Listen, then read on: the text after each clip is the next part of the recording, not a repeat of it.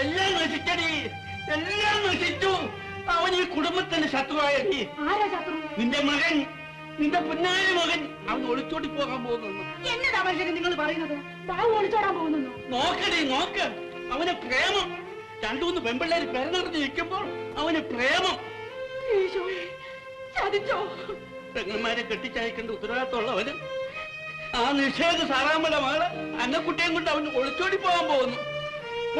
കണ്ണുമ്പിന്നു നിങ്ങളും വല്ലവന്റെ പുറകെ ഒളിച്ചോടി പോകുന്നടി. കർത്താവ്, അവൻ മുഖാന്തരം ഈ കുടുംബം രക്ഷപ്പെടുമെന്ന് ഞാൻ വിചാരിച്ചു.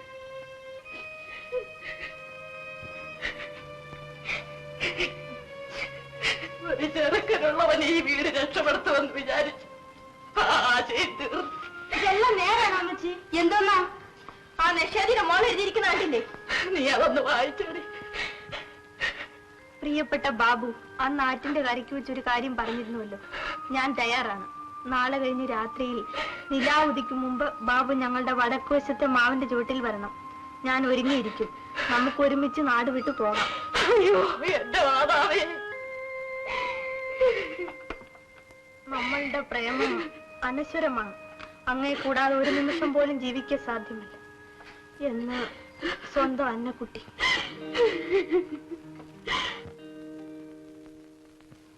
അമ്മച്ചി, അമ്മച്ചി, എടി മേരി, ലൂസി, ഇവിടെ ആരും ഇല്ലേ?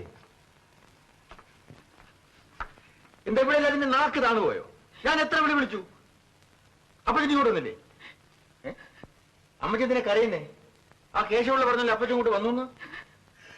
അതെന്റെ അപ്പച്ചൻ മരിച്ചില്ല, മരിക്കാൻ പോകുന്നുള്ളൂ. കാര്യം എന്താന്ന് വെച്ചാ പറയണേ, എനിക്കൊന്നും മനസ്സിലാകുന്നില്ല. നീ ആ പെണ്ണുമായിട്ട് സ്നേഹമാണോടാ? ഏത് പെണ്ണ്? ആ സാറാമ്പിയുടെ മോള് അന്നക്കുട്ടി. എനിക്ക് അവളോട് പിണക്കൊന്നുമില്ല. നിങ്ങൾ നമ്മൾ ഒളിച്ചോടാൻ പോവാണോടാ? എന്തിന്? നീ എന്നോടാണോ ചോദിക്കുന്നത്? അവളെ ഇഷ്ടമാണെങ്കിലും കെട്ടിയാ പോരെ, അതിന് ഒളിച്ചു ഓടണം. അപ്പോൾ പിന്നെ എന്തിനാ ഈ എഴുത്ത്? എഴുത്തോ? അതെ. വയസ്സായ അപ്പനെ അമ്മേ, പ്രായമായ 3 പെങ്ങന്മാരെ അന്വേഷിക്കാം. നീ അല്ലാതെ ആരുണ്ടോടാ മോനെ? അതെങ്കിലും നീ അന്വേഷിച്ചാൽ ചെണ്ടി തിന്നണം. ഓ, ഇതായിരുന്ന കാര്യം. ഇതാരാണ്ട് എഴുതിയ കള്ളെഴുത്താ? അച്ഛൻ എങ്ങനെ അറിയാം? എടി, ഈ കത്തിൽ പറയുന്ന കാര്യം ഞാനും അന്നക്കുട്ടി തമ്മിൽ സംസാരിച്ചിട്ടില്ല. അപ്പൊ പിന്നെ അവളെങ്ങനെ ഇങ്ങനൊരു കത്തെഴുതും?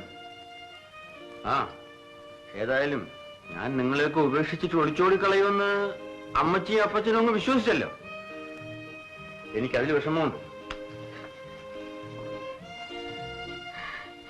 പിന്നെ അവൻ പറഞ്ഞേച്ചു പോയത് കേട്ടില്ലയോ? കേൾക്കാതിരിക്കാൻ എന്റെ ചെവി അങ്ങ് പൊട്ടിപ്പോയോ? പിന്നെ നിങ്ങൾ എന്താവുന്നും വേണ്ടാത്ത.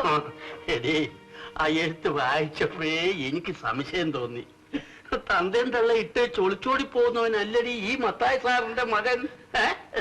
നിങ്ങളെന്താ പിള്ളേരെ വായി നോക്കിക്കൊണ്ടിരിക്കുന്നത്? പോയി അടുക്കള പോയി വല്ല ജോലി നോക്കാനുള്ളതിന്.